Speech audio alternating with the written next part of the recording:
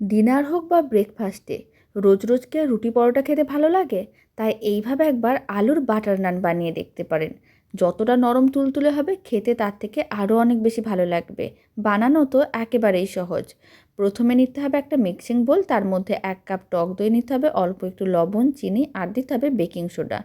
আর দিয়ে দিলাম 2 চামচের মতন সাদা তেল। খুব ভালো করে অল্প একটু জল দিয়ে মিশিয়ে নিতে হবে। এখন মিশ্রণটার মধ্যে 300 গ্রামের মতন ময়দা দিয়ে ভালো করে মেখে এরকম একটা নরম ডো রেডি করে ঢাকনা দিয়ে ঢেকে এক সাইডে রেখে দিলাম।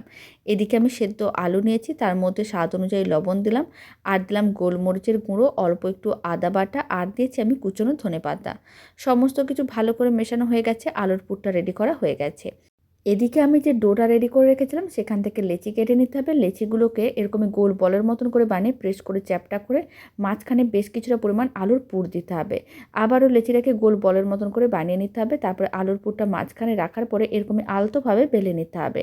তারপরে একটা তাওয়া বা ফ্রাইং প্যানের মধ্যে দিয়ে এপিঠ ওপিঠ শুকনো খোলায় একটু ভেজে নিতে হবে।